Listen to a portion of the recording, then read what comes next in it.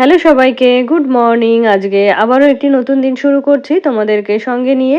আশা করছি তোমরা সকলে খুব ভালো আছো আর আমরাও বেশ ভালো আছি। আজকে বারটা ছিল শুক্রবার আর এখন ঘড়িতে বাজছে ওই 7টা মতো। তো ঘুম থেকে উঠেছি অনেকক্ষণ আগেই, উঠে বাসি কাজ সেরে নিয়েছি, তারপর নিজে ফ্রেশ হয়েছি আর এখন চলে এলাম এই যে রান্নাঘরে, রান্নাবান্না বসাতে হবে। তো আজকে আবার তো হাজবেন্ডের অফিসও আছে, আবার ছেলের তো রেগুলার স্কুল শুরু হয়েছে। তো সেই জন্য সবকিছুই টাইমের মধ্যে আর কি কমপ্লিট করতে হবে। তো ফার্স্টে এসে ভাত আর ডালটা বসিয়ে দিলাম। আর এখন কি দিয়ে কি রান্না বান্না হবে সেগুলোই হচ্ছে গুছিয়ে নেব। আর আজকে জানো তো এই যে চিমনিটা অন হলো, তবে মোটরটা কিন্তু চলছিল না। কারণ কালকে সারা রাত আমাদের এদিকে লোডশেডিং ছিল, তো ইনভার্টারেই হচ্ছে ফ্যান লাইট সবকিছুই চলেছে। তো আমাদের হচ্ছে রান্নাঘরে চিমনিটা ইনভার্টারে চলে, তবে অ্যাকোয়াগার্ডটা ইনভার্টারে চলে না, ওটা কিন্তু ডিরেক্ট কারেন্টেই চলে। আর সেই কারণেই ইনভার্টারের ব্যাটারিটাও যেহেতু লো হয়ে গেছে, তো সেই জন্য কোনো কিছুই চলছে না। তো আজকে চিমনি ছাড়াই আর কি রান্নাবান্না করতে হবে। আর দেখো এই গাছগুলো যে লাগিয়েছি সেগুলো হাজবেন্ড হচ্ছে এতক্ষণে দেখেনি। কালকে যেহেতু ও যখন মানে বাড়িতে ছিল না তখন আর কি এই কাজগুলো করেছি। আর ও তো রাতে এসে তখন আর রান্নাঘরে দেখেনি। তো সেই জন্য সকালবেলা চোখে পড়তেই আর কি রান্নাঘরে এসে জিজ্ঞেস করলো যে এগুলো কোথার থেকে এনেছি বা কখন করেছি। তারপরে ওকে আমি বললাম, আর গাছগুলোর নাম কি সেগুলোও জিজ্ঞেস করলো, তো সবটাই ওকে বলে দিলাম। তো হাজবেন্ড আর কি দেখে চলে গেল। আর জানো তো ওই যে ছাদে যেহেতু এখন বেশ কিছু গাছ রয়েছে, তো আমার একার দ্বারা সমস্ত কিছু মেনটেন করা না একটু টাফ হয়ে যায়। তো মাঝে মধ্যে দেখি হাজবেন্ড আমি না বললেও বিকালে গিয়ে একটু গাছগুলোতে জল দেয়।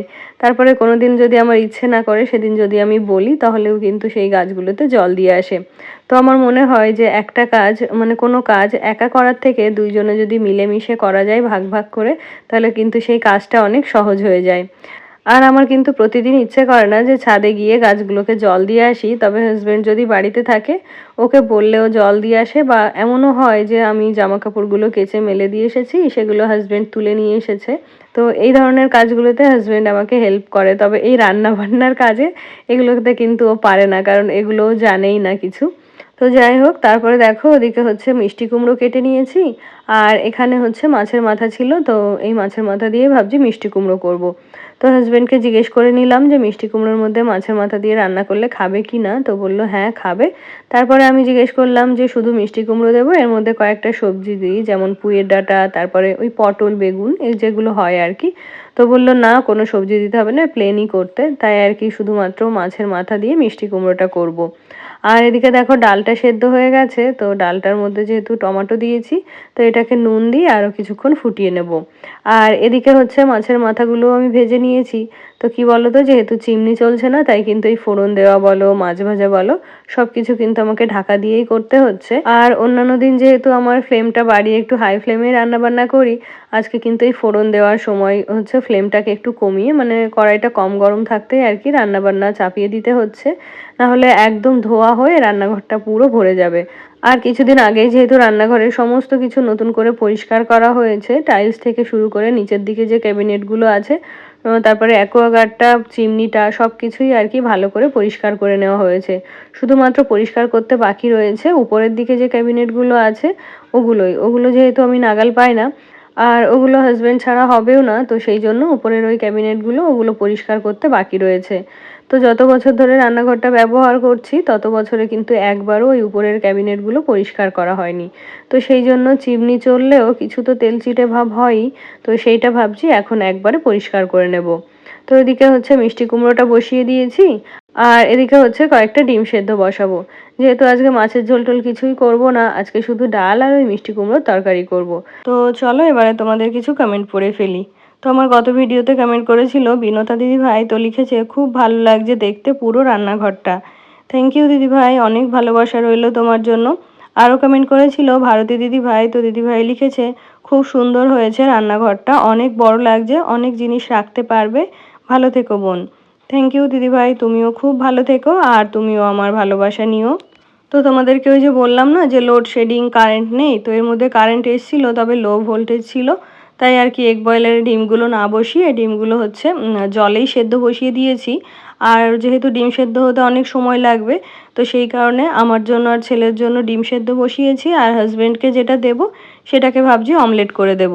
না হলে ডিম সেদ্ধ করে হাজব্যান্ডকে খেতে দিতে গেলে কিন্তু ওর দেরি হয়ে যাবে। তো তো সেই কারণে দুটো ডিম সেদ্ধ করব আর একটা ভাবছি অমলেট করব। তারপরে আমার গত ভিডিওতে আরও কমেন্ট করেছিল তৃষ্ণা পাল দিদিভাই, তো লিখেছে খুব সুন্দর দিদিভাই। থ্যাংক ইউ দিদিভাই, অনেক ভালোবাসা রইল তোমার জন্য। তো আমার গত ভিডিওতে কমেন্ট করেছিল রোডস অ্যান্ড রাইমস থেকে দিদিভাই, তো দিদিভাই লিখেছে যে তুমি যে টুকটুক করে অল্প অল্প জিনিস কিনে আস্তে আস্তে ঘর সাজাচ্ছ, এটা দেখে বেশ ভালো লাগছে। আমিও এরকম অল্প অল্প করে ঘরের জিনিস কিনে ঘর মেকওভার করি। একবারে পুরো ঘরের সব কিছু চেঞ্জ করে ফেলা তো পসিবল নয়। হ্যাঁ গো দিদিভাই, একদমই ঠিক বলেছ। চাইলেও কিন্তু একবারে সমস্ত কিছু পাল্টে ফেলতে পারি না, বা একবারে কেনাও হয় না। আর আমার যেটা হয়, আমি না ডিসাইড করতে পারি না যে কোন জিনিসটা আমার ঘরের জন্য ভালো হবে বা কোনটা কিনলে ভালো দেখাবে।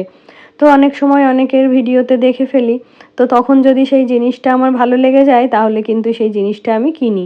তাছাড়া একবারে হুটহাট করে যে জিনিস কিনে ফেলবো সেই সাহসটা আমার হয় না। তারপরে এরকমটাও হয় যে অনেক কিছু কিনে ফেলেছি, তারপরে আবার অন্য কারোর কাছে যদি অন্য কোনো টাইপের বা অন্য কোনো প্যাটার্নের ডিজাইনের জিনিস দেখি, তাহলে কিন্তু সেই জিনিসটাও আমার ভালো লেগে যায়। তখন আবার কি হয়, নিজের কেনা জিনিসটা আর পছন্দ হয় না। তো সেই জন্য অল্প অল্প করে ভেবে চিন্তে আর কি জিনিসগুলো কিনছি। তো তারপরে ওদিকে হচ্ছে অমলেটটা হচ্ছে, আর এদিকে কিছু বাসন বেরিয়েছিল সেগুলোকেই এখন পরিষ্কার করে নিচ্ছি। তো অমলেটটা হচ্ছে লো ফ্লেমে করলেই বেশি ভালো হয়, তাড়াহুড়ো করলে ডিমটা পুড়ে যায় আর খেতে অতটাও ভালো লাগে না। তো সব সময় হচ্ছে অমলেট বানানোর সময় আমি ওটাকে লো ফ্লেমেই করি। আর ডিমটা দেখবে অনেকক্ষণ ধরে মানে অমলেটটা করলে ওটা অনেকটা ফোলে, ফ্লাফি হয়, তো দেখতে বেশ ভালো লাগে আর খেতেও কিন্তু ভালো হয়। তারপরে আমার গত ভিডিওতে আরও কমেন্ট করেছিল মৌসুমি পাল দিদিভাই, তো দিদিভাই লিখেছে যে বেসিনটা অন্য জায়গায় শিফট করতে পারতে। তো কি বলো তো দিদিভাই, রান্নাঘরটা তো খুবই ছোট, এবার মিডিলের পোর্শনে যদি বেসিনটাকে সেট করতাম তাহলে হচ্ছে অনেকটা জায়গা নষ্ট হয়ে যেত। যেহেতু এক পাশে আমি ওই ইলেকট্রনিক্সের জন্য জায়গা করেছি, আর এক পাশে হচ্ছে একটু সবজি কাটাকুটি করতে হয়, আর এই দিকটাতে হচ্ছে এই যে ওভেন রয়েছে, তার সঙ্গে ইন্ডাকশান রয়েছে। আর আমার এই যে রাইট সাইডে আমি একটুখানি জায়গা করেছি, কারণ লেফট সাইডে হচ্ছে আমার ওভেনটা চিমনিটা একটুখানি সরানো হয়েছে। কারণ রাইট সাইডে একটু জায়গা বেশি থাকলে না ওখানে একটু কাটা বাছা বলো, তারপরে এটা ওটা ধুয়ে রাখা, মানে বেসিনের কাছে একটু বেশি জায়গা হলে জিনিসটা ভালো হয়। তো এই যে এতটুকু রান্নাঘর, এর মধ্যে যদি ওই জানলার ধারে বেসিনটাকে শিফট করি তাহলে কিন্তু অনেকটা জায়গায় আমার নষ্ট হয়ে যেত। তো সেই কারণে হচ্ছে সিঙ্কটাকে আর সরানো হয়নি। তো এটা একটা কারণ ছিল সিঙ্কটাকে না সরানোর। আর একটা কারণ হলো কি, যে শুধু তো বেসিনটা মানে সিঙ্কটা সরিয়ে দিলেই হলো না, ওর ইনলেট পাইপের জন্য আউটলেট পাইপের জন্য আমাকে আবার প্লাম্বার ডাকতে হতো, মানে প্লাম্বিংয়ের অনেক কাজ করতে হতো। আর যেহেতু এটা উপরের ঘর, তারপরে সেই বাঁশ এনে ভাড়া বাঁধতে হতো, তো অনেক ঝামেলা। তো সেই জন্য না অত ঝামেলার মধ্যে না গিয়ে যেরকমটা ছিল সেরকমটাই রেখেছি, শুধুমাত্র এই গ্র্যানাইটগুলো বদলে নিয়েছি। তো কি বলতো, নতুন রান্নাঘর হলে না সব কিছু মানে নিজের পছন্দ মতো সুবিধা মতো করা যায়। যেহেতু এটা পুরনো রান্নাঘর, রিনোভেট হচ্ছে, তো সেই জন্য এটাকে চাইলেও কিন্তু একদম নতুন মতো বা নিজের মতো করে করতে পারছি না, অনেক কিছু বাধা চলে আসছে। তো যাই হোক, তারপরে দেখো ওই যে তোমাদেরকে বলছিলাম না যে আমার ইনডোর প্ল্যান্টের জন্য কিছু পট অর্ডার করেছি, তো একটু আগেই হচ্ছে সেগুলোকে ডেলিভারি দিয়ে গেছে। তো এখানে হচ্ছে এই মাল্টি কালারের 5টা আছে, যেগুলোকে হচ্ছে শুধুমাত্র মানে বসিয়ে রাখা যাবে, আর 5টা রয়েছে ওগুলো হচ্ছে হ্যাং করে রাখা যাবে। তো আমার বেডরুমের জানলায়ও ভেবেছি কিছু রাখবো গাছপালা, আর রান্নাঘরের জানলায় তো রেখেছি, আর কিছু ঘরের মধ্যেও রাখবো, তো সেই জন্য ওই কালারফুল পটগুলো নিয়েছি। আর এদিকে দেখো ওই যে আমার শ্বশুর শাশুড়ি গ্রামে গেছিলেন ভোট দিতে, তো ওখান থেকে আমাদের বাড়ির আর কি 1 কাঁদি কলা নিয়ে এসছেন। তো এতদিন তো কলাগুলো পেকেছিল না, তাই আর কি দিয়েছিল না। তো ওই কলাগুলো পাকতে এখানে শ্বশুরমশাই এসে কলাগুলো দিয়ে গেছে। তবে আমার ছেলের যেহেতু ঠান্ডা সর্দি রয়েছে, আমরা দুজনেই কিন্তু কলাটা খাচ্ছি না। তবে হাজব্যান্ড কিন্তু কলা খেতে বেশ ভালোই বাসে। যেমন সন্ধ্যাবেলা কলা দিয়ে মুড়ি মেখে খায়, তাছাড়া এমনিও মাঝে মধ্যে দেখি টুকটুক করে কলা খেতে থাকে। তারপরে আমার গত ভিডিওতে আরও কমেন্ট করেছিল সামিয়া আক্তার, তো অনেক ধন্যবাদ সামিয়া তোমাকে এভাবে আমার পাশে থাকার জন্য। আরও কমেন্ট করেছিল ফিউশন অফ টুম্পা থেকে টুম্পা, তো টুম্পা লিখেছে খুব সুন্দর লাগছে তোমার রান্নাঘরটা, অনেক জায়গা বেড়ে গেল। হ্যাঁ গো, একদমই তাই, অনেকটা জায়গা বেড়েছে আর সেই সঙ্গে অনেক খোলামেলা হয়েছে, তো এখন কিন্তু রান্নাঘরে কাজ করতে বেশ ভালোও লাগছে। আর যেহেতু একটাই জানলা ছিল, তার উপরে আবার জানলা বন্ধ করে রান্না বান্না করতে হতো। আর ঘরটা যেহেতু আমার সেপারেট, রান্নাঘরটা এখনকার মতো ওপেন কিচেন নয়, তো সেই জন্য খুব গুমোট লাগতো ঘরটাকে। তো এখন ওই পিছনের ক্যাবিনেটটা হাটিয়ে দেওয়াতে ওই জায়গাটা কিন্তু অনেকটা বেড়ে গেছে। তো তারপরে দেখো এদিকে এসে আমার বেডরুমটাও গুছিয়ে নিয়েছি, আর কিছু জামা কাপড় ছিল সেগুলোকেও এখন ভাঁজ করে জায়গা মতো রেখে দেব। আর এখন আরেকটা কাজ বেড়ে গেল, যেটা হলো কি যে পটগুলো এসছে সেগুলোকে হচ্ছে গাছগুলো আবার পটিং করতে হবে। তো জামা কাপড়গুলো গুছিয়ে রেখে এগুলোকে নিয়ে যাব আবার ছাদে। ওই ধুলোবালির কাজ তো, সেই জন্য ঘরের মধ্যে বসে করব না, ছাদেই করব, যাতে যা কিছু নোংরা হবে ছাদের উপরেই হবে। আর এইদিকে এই ঘরের আলমারিটা জানো তো ছেলের জন্য রেডি করে দিয়েছি। তো ওর জামা কাপড়গুলো এখন ওখানেই রাখে, তো ওর প্রয়োজন মতো নিয়ে পরতে পারে। আবার আমি যদি কখনো জামা কাপড়গুলো ভাঁজ করে দিই, নিয়ে কিন্তু ওর সুবিধা মতো ওর আলমারিতে রেখে দিতে পারে। তো সেই জন্য এখন জামা কাপড় একটু অগোছালো কম হয়, কারণ আগে যেহেতু তিনজনের জামা কাপড়ই একসঙ্গে থাকতো, তো আমার আর হাজবেন্ডের জামা কাপড় একটু বড় হলেও ছেলের জামা কাপড়গুলো যেহেতু খুবই ছোট, তো সেই জন্য খুব তাড়াতাড়ি অগোছালো হয়ে যেত। তাই কারণে হচ্ছে ছেলের ওই ওয়ার্ড্রপটা আলাদা করে দিয়েছি, আর আমার আর হাজবেন্ডের এখন আলাদা। তো যাই হোক, এদিকে দেখো হচ্ছে এই ঘরের বেডরুমটাও গুছিয়ে নিলাম। যে স্কুলে যাওয়ার সময় ব্যাগ গুছিয়ে নিয়ে নেয়, আর যা কিছু লাগে না সেগুলো তো বিছানার উপরেই ছড়ানো ছিটানো থাকে, তো সেই জন্য সময় করে সেগুলোকে আমাকে গুছিয়ে রাখতে হয়।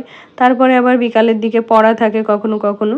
আর ঘরটা গোছানো থাকলে, বই খাতা গোছানো থাকলে, আবার যখন এই ঘরে পড়তে বসবে তখন কিন্তু ওরও বেশ ভালো লাগবে। তো সেই কারণে ও স্কুলে যাওয়ার পরে বা এই ঘর থেকে খেলে বেরিয়ে যাওয়ার পরে ওর ঘরটাকে আমি সুন্দর করে গুছিয়ে দিই। তো মাঝে মধ্যে বলে যে ও আলাদা রুমে থাকবে, মানে একা থাকবে। তো এখনো তো মানে ও সেরকমভাবে পারবে না, তো সেই জন্য আমরা আর কি সাহস করে ওকে আলাদা রুমে দিই না। তারপরে আমার গত ভিডিওতে আরও কমেন্ট করেছিল অনামিকা রয় দিদিভাই, তো দিদিভাই লিখেছে খুব সুন্দর কিচেনটা। থ্যাংক ইউ দিদিভাই। আর কমেন্ট করেছিল পূজা ঘোষ, তো পূজা লিখেছে খুব সুন্দর হয়েছে রান্নাঘরের কাজটা, মনের মতো জিনিস হলে কাজেও আগ্রহ করে, অনেক ভালোবাসা রইল। থ্যাংক ইউ দিদিভাই, তুমিও আমার অনেক ভালোবাসা নিও। আর সত্যিই তাই, শুধুমাত্র রান্নাঘর নয়, যে কোনো জিনিসই যদি নিজের পছন্দ মতো বা মনের মতো হয় না, সেই জিনিসের উপর আগ্রহ বেড়ে যায়। তো আমারও খুব ইচ্ছে ছিল যে রান্নাবান্না যেহেতু আমি করি বা রান্নাঘরেই আমাকে বেশি টাইম স্পেন্ড করতে হয়, তো সেই জন্য রান্নাঘরটা এমন হওয়া উচিত যেখানে আমার থাকতে ইচ্ছে হবে বা আমার পছন্দ মতো জিনিসপত্র থাকবে। তো সেই কারণেই আর কি রান্নাঘরটাকে একটুখানি গুছিয়ে নেওয়ার চেষ্টা করছি। তো তারপরে দেখো ছাদে চলে এসেছিলাম ওইগুলোকে নিয়ে। আর এখন এই যে কিছু গাছ ছাদেই ছিল, কোনো গাছ ডবল করে ছিল, আবার কোনো গাছ হচ্ছে ওই যে জেড প্ল্যান্ট, তারপরে হচ্ছে রাবার প্ল্যান্ট, ওগুলো তো ছাদেই নিয়ে গেছিলাম। তো সেগুলো হচ্ছে এখন রিপটিং করে আবার নিচে নিয়ে এসেছি। তো এখান থেকে এই শেল্ফটাকে সরিয়ে দিয়েছিলাম, তো হাজবেন্ড বলল এগুলোতে গাছগুলো রাখলে গাছগুলো দেখতে বেশ ভালো লাগবে। তো আপাতত এখানে রাখছি, তবে এই গাছ রাখার জন্য না খুব সুন্দর সুন্দর স্ট্যান্ড পাওয়া যায়। তো সময় করে বা একটু টাকা পয়সা জমিয়ে সেই স্ট্যান্ডগুলোও নেওয়ার ইচ্ছা আছে। আর তারপরে আমার গত ভিডিওতে আরও কমেন্ট করেছিল ঝুমা দিদিভাই, তো দিদিভাই লিখেছে খুব সুন্দর লাগলো। থ্যাংক ইউ দিদিভাই, অনেক ভালোবাসা রইল তোমার জন্য। আর তুমি ডাক্তার দেখিয়ে এসে এখন কেমন আছো আমাকে অবশ্যই জানিও। তারপরে আমার গত ভিডিওতে আরও কমেন্ট করেছিল ভারতী দিদিভাই, তো দিদিভাই লিখেছে খুব সুন্দর হয়েছে রান্নাঘরটা, অনেক বড় লাগছে, অনেক জিনিস রাখতে পারবে, ভালো থেকো বোন। থ্যাংক ইউ দিদিভাই, তুমিও খুব ভালো থেকো আর আমার ভালোবাসা নিও। তো তারপরে তোমাদের সাথে দেখা হচ্ছে রাতের বেলাতে। তো আজকে তো বেশি রান্না বান্না হয়নি, তাই হাজবেন্ড একটু খাবার নিয়ে এসছে। আজকে তবে এই পর্যন্তই, তোমাদের সাথে আবারও দেখা হচ্ছে নেক্সট ব্লগে। টাটা।